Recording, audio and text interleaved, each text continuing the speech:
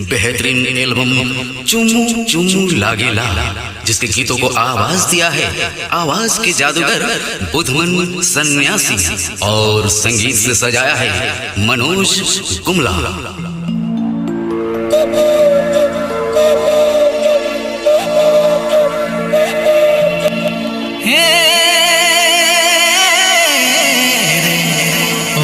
सलमान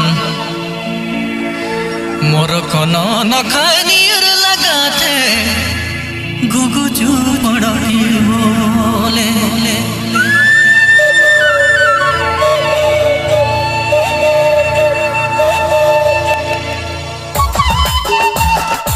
आपने मन सुना थे सोनू हासमी टोटोकर प्रस्तुति।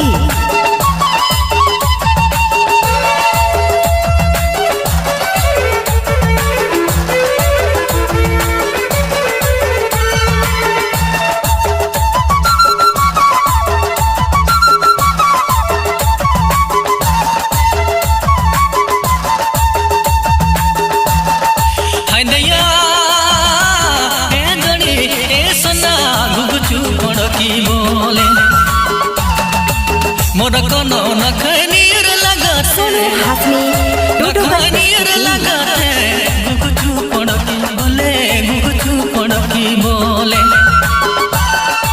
मोर कोनो नखनीर लगाते गुगु चुपड़ी बोले गुगु चुपड़ी बोले।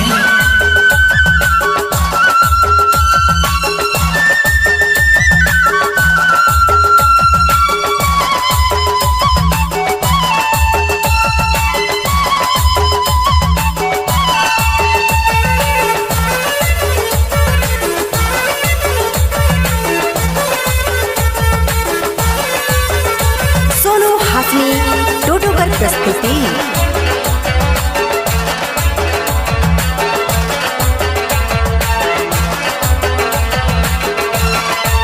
जठ तो बैसाख मासे ओरे दया जठ तो बैसाख मासे सुखल यागा डरे बसे गुगु चुपड़ी बोले। मोर कोनो नखनीर लगाते नखनीर लगाते गुगु चुपड़ी बोले गुगु चुपड़ी बोले। मोर कोनो नखनीर लगाते गुगु चुपड़ी बोले गुगु चुपड़ी बोले।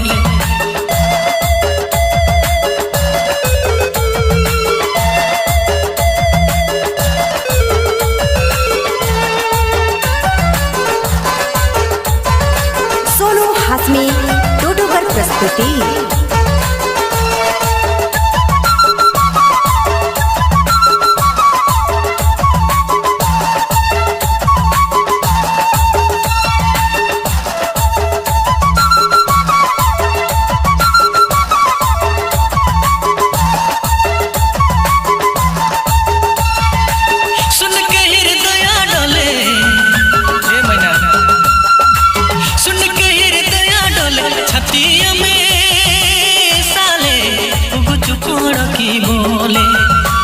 मोर कोनो नखनीर लगाते नखनीर लगाते गुगु चुपड़ी बोले गुगु चुपड़ी बोले।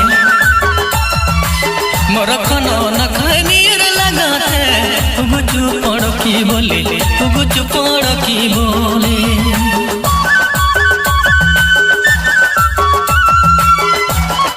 सोनू हासमी टोटोकर प्रस्तुति।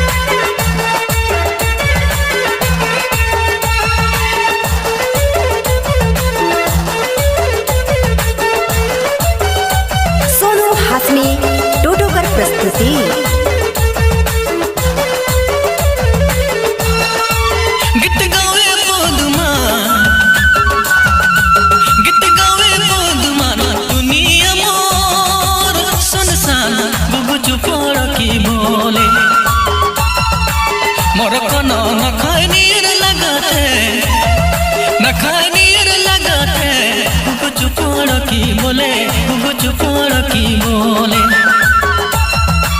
मोर कोनो न खाए